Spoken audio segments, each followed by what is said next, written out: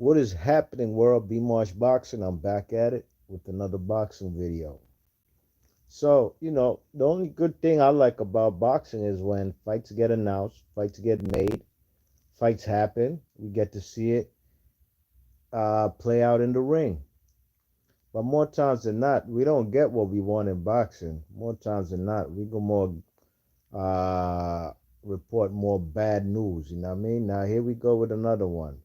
Terrence Bud Crawford has been stripped of his IBF 147-pound welterweight strap. Jerome Boots Ennis has been elevated to the full title list. Okay? Now on August 25th, this last summer, the IBF, they sent Bud Crawford directions basically to begin negotiations with the man Boots Ennis. And the negotiations had to end between August 25th and September 24th, a whole month, right?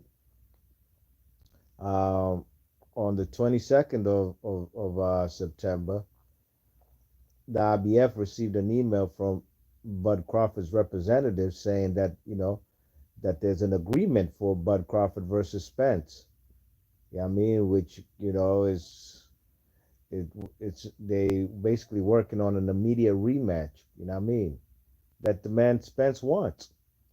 Spence has exercised his rematch clause. So the man Terrence Crawford was not able to, to negotiate with the man Boots Ennis. You know what I mean? Now, like I said, Bud and Spence are contractually obligated to fight in the rematch clause.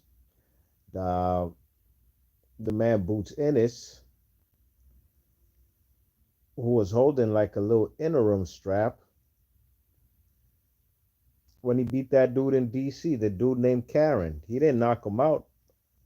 The dude Karen had a whole lot of movement. That fight was in DC earlier this year at the Capital One Center, you know what I mean?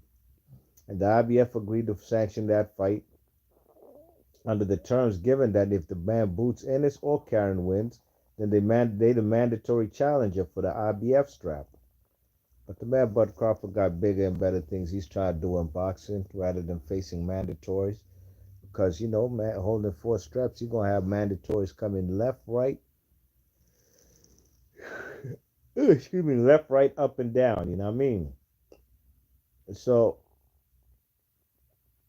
that fellas wasn't really trying to fight the man Boots Ennis, probably for a short payday as far as the money, as opposed to the fattest paydays he's ever had in his life, whether it's a rematch with the man Errol Spence, or maybe he's looking at fights with Canoli or Jamel Charlo. I don't know. But at the end of the day, Boots Ennis, and I like Boots Ennis, but I don't like no boxer. None. I don't like him winning no titles like this, and you ain't got to fight nobody in the ring. You know what I mean? This is the type of shit. Canoli has won belts like this. Triple G has won belts like this. You know, the first person I recall winning a belt without having to fight anybody was Ken Norton. Ken Norton back in the day. You know what I mean? What was it? The WBC strap. Yeah, well, the man Larry Holmes in their great fight with Ken Norton, he had to take that up off of him.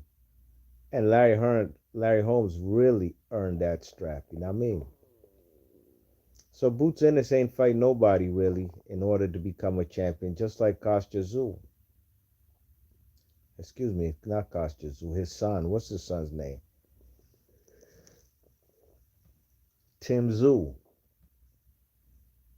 So Bud Crawford's no longer undisputed. What does that mean?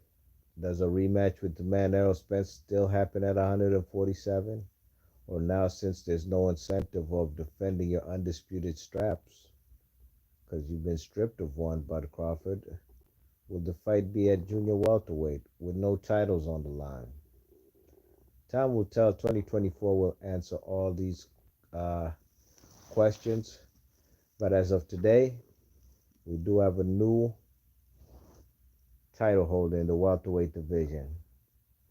It's been a long time coming. Jerome Boots Ennis from Philadelphia. B March Barcelona starts to come. You guys on the next one. I'm out of here. One.